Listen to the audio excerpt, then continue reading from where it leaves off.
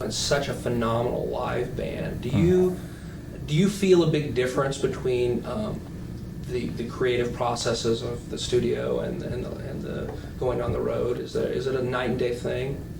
I mean, yeah, it's completely different. I think even more so for us than other bands, because in the studio we sort of like, we don't really we're not really set up as a normal live band is. You know, like most bands will rehearse and play the songs live and then record them like that. You know, sort of lay on top of each other. We sort of go into a different mode in the studio, and I think that's perhaps why we enjoy playing live so much, and perhaps that sort of gets over to the audience as well.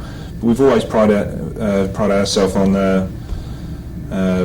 being a good live band. You know, and we've sort of I think it's been an important part of our career.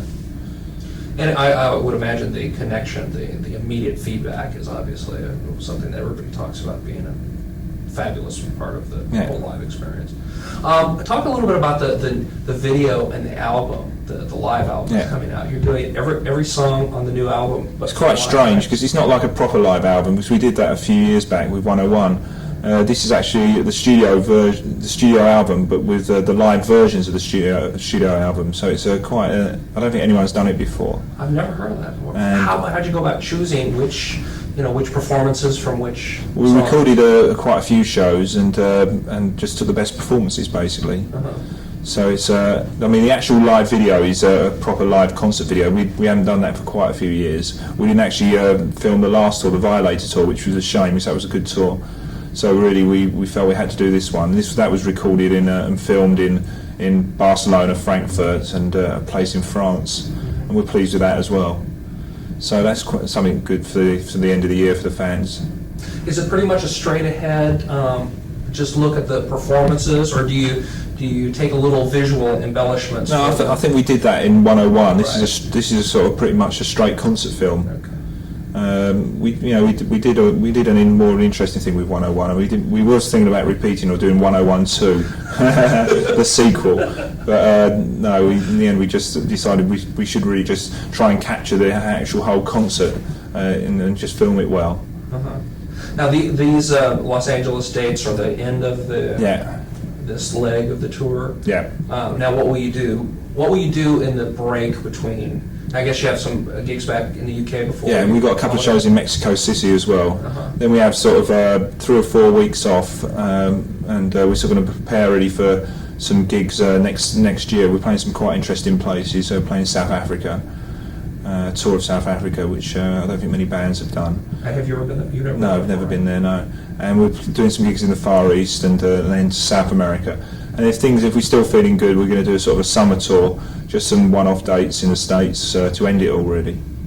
Now, why South Africa? Have things cooled out there? I mean, in the political climate so much so, or is it just you wanted to go there because you've never been there before?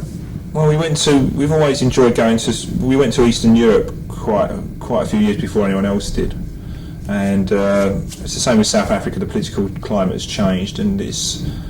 I don't know. You can play Europe and the States. You know, we've done that many times. You know, and it's good fun and the audiences are great. But sometimes you have to have something. You have to go to places which are a bit more challenging. And South Africa is one of those places. What is it like when you go to a place where you haven't been before and you're really exposed? Obviously, the music has gotten to the people there, but is it kind of like reintroducing yourself and starting over again in a way? It used to be more so like that, but with the sort of with video and stuff like that, you tend to be, you can be popular in a country without ever going there. Right. So when we first started our career, you had to go to a place. You had to go to Australia. You had to go to the States. You had to go to Germany, France. To start to kick your career off. But now, because with the advent of video, you can be sort of really popular in that country without ever going there. But like Elvis, he never went to Europe. What will you do in your time off in your 3 or 4 weeks? What will you do? Just get totally away from the band? It's really strange, actually. We usually say after a tour, it takes about 3 months to get back to get out of hotel mode. So it's going to be really strange for that 3 or 4 weeks at home. I might go to Ireland for a holiday or something like that, because it is difficult to sort of get back into home life. Mm-hmm. Talk a little bit about the fans. Obviously, your fans are quite loyal, quite rabid for you. What is your relationship with the fans, and how do you see their role in your success? Well, obviously, they enable us to release anything we like, and we don't have to sort of aim for to get top 40 radio or whatever. The fans go out and buy the record straight away, so it gives us the freedom to release anything. That's the good side of it, and they are rabid. But really, outside in our private lives, we're sort of pretty much left alone. We haven't got these fans, obsessive fans, following us everywhere, and we lead a pretty normal private life, which we really like. Sounds like the best of both worlds. Yeah. Because I think the thing about Depeche Mode is, we're a very popular band, but the individuals aren't known very much publicly. I mean, our fans know us, but that's about it. You don't get hassled in the grocery store as much. Which is good, Talk a little bit about critics. What is your opinion of critics? There's a piece in the LA Times here today. Do you pay attention to that, and how do you rate that in terms of importance to a band's success? Well, obviously critics are always just good for your egos. I don't think they help really sell records. I mean, that Hilburn in the LA Times, he's reviewed us every year for the last sort of 10 years, every time we come over, and it's the same review. So he has to go to the show every year, so and it hasn't affected our success at all. Right. But it is a bit sort of off-putting, because you've done two really good shows, and you just think, we've entertained the crowd for 2 nights, and I think they try and go a bit too deep. What's music all about? Right. Are the critics? Are they different in Europe than? Well, no. Let's say the LA one was a bit weird, but we've had really good reviews in other places. It's strange. You can do a fantastic show, and it's down to that one person at the show whether he likes you or not. It's strange. You can do it's been all over the States. One day we'll get a fantastic rave review, the next day it'll be a bit off, and it's all down to whether the guy likes you or not. And it's a shame, really. And how do you personally? I mean, is it important to you? Do you? It's like I say, for your ego, really. It's only good for it's good or bad for your ego. You sort of you order your breakfast in the morning. You order the local paper, and if you read a good review, it sort of makes you feel good. And if you read a bad review, you think, oh shit, that's it. Yeah. How important has radio been for you? I think K-Rock obviously has been a big, long-time supporter of you guys here in town. I mean, I think alternative radio over here has been important to us, but generally speaking, we've always struggled with radio everywhere, all over the world, because our music really isn't that sort of easy playable. So we've always struggled, really. But with the thing with Depeche Mode, you get one track in, sort of like one track in 3 that really radio love, and they'll just play it to death. But we're never going to sort of have radio-friendly music all the time. I mean, Martin doesn't write like that. Mm-hmm. So we're always going to be sort of like struggling with radio, but you have got stages like K-Rock which plays to death, and that's good. Yeah. What about how do you approach the visual element, the videos? Yeah. A lot of bands tell me they see videos as a necessary evil. You guys obviously are very creative and very you have a great relationship with the people who work with you visually. Yeah. And how do you see that? Well, in the past we never enjoyed making videos. They were sort of we're not actors, we're musicians, and it was always a real grind to do it. But the guy we've been working with in the last 5 or 6 years, Anton Corbin, we've really enjoyed ourselves. We made some really good videos, but he really comes up with all the creative ideas. We just sort of like put all our efforts into making the music, and you're right, it is a necessary evil. But it's so important in today's age. Mm-hmm. We made a few mistakes early on in our career when video first started, and made some pretty awful videos. I think everyone looks back at their old videos and thinks, "Oh my god!" But we've made some good, and we've had some good times in the last few years making them. Does he make it a little bit? I mean, is the process easier working with him, working with somebody that you know? Yeah.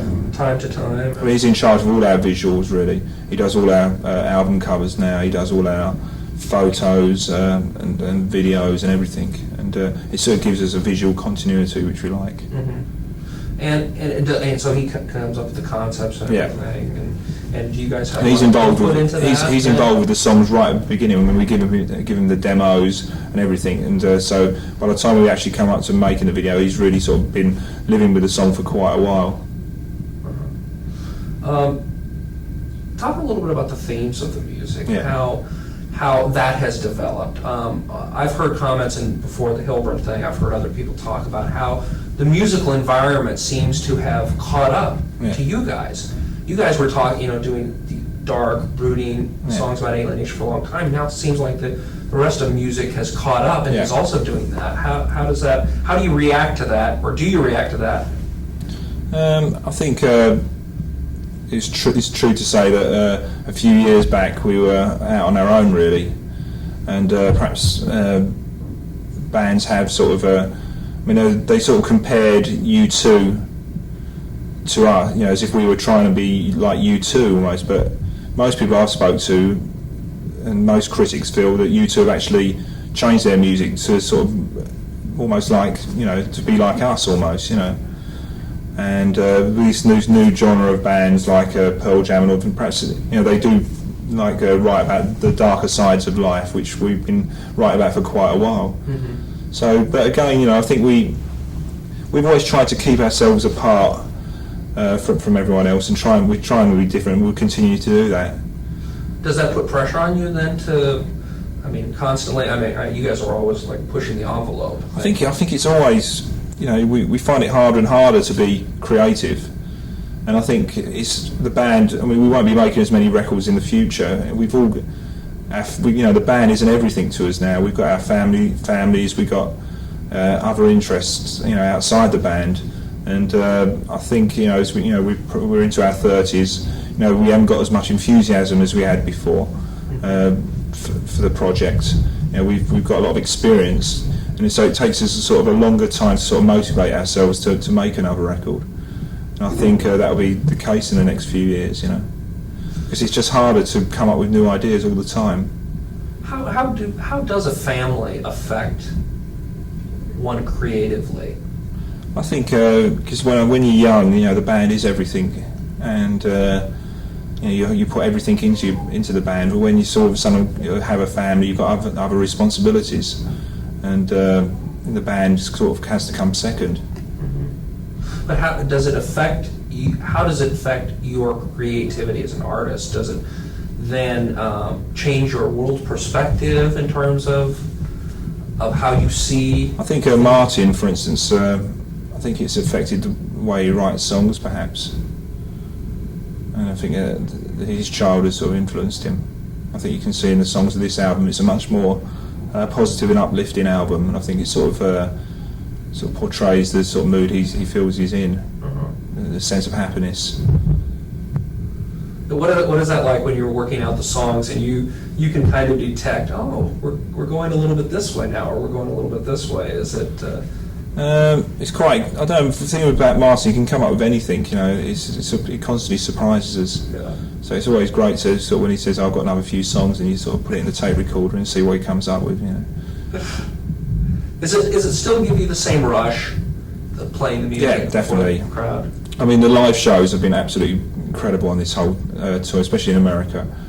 I've really enjoyed myself, and I think the whole band, and we're doing things a bit differently. Alan's playing drums for quite a few of the songs, and he's getting a big rush. And I think this particular tour we're enjoying much more than the last tour.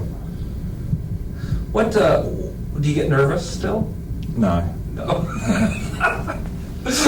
Oh, that's interesting. No, we get the first couple of shows we get nervous, but after that we don't really. You get a sort of anticipation of going on stage, but it's not really nerves. We've never really suffered from nerves as a band. Wow. Yeah. That's amazing. How has the business changed? Has it changed a lot since you guys have started? I think the fact that bands can suddenly explode so quickly and become from nothing to being massive overnight and then disappear as well is the way it's changed the most. Like I say, early on in our career, you had to go. Like I said earlier, you had to go to a country. You had to play the clubs. And it was real important to play the clubs and then to build a following and all this sort of thing. But now with video, things happen so instantly, and it's all this Pearl Jam and groups like this just come from nowhere. Their second album, they're sort of huge, and it's quite difficult for them. And it's more of a problem in Europe really, because it's much more of a fickle market, especially in England. And these bands, they come up, they sort of from nowhere might have a massive album, they're suddenly stars, and they just don't know how to handle it. And they spend tons of money and sort of get huge, get sort of in a lot of debt, and that's. Do you find that interesting when bands say they have trouble coping with success? Did you find success difficult to deal with? Well, it happened to us so gradually that not really, no. Pleasant problem. Yeah. We're one of the few bands. We really haven't sort of had many down. We was around for a year, sort of in a beaten up minibus, and before we sort of our first record was a hit, and we've really sort of like gradually built in each country. We sort of haven't suddenly exploded, and we haven't really. We've never had sort of real flops and stuff like that. It's strange, What is the? Tell me about the other. Any other projects on the horizon? Any other besides the? Well, we would like to do a film soundtrack. We feel our music's, sort of well suited to that. So we're on the lookout there. We've got to have our Greatest Hits Volume 2 out next year, and we've got to record an EP for that probably. So some new stuff. So I mean, there's a few things on the horizon. And when we're actually getting to sort of making a new album, I don't know. Probably the year, not next year, probably the year after. Great. That's okay. Quick and painless. Yeah.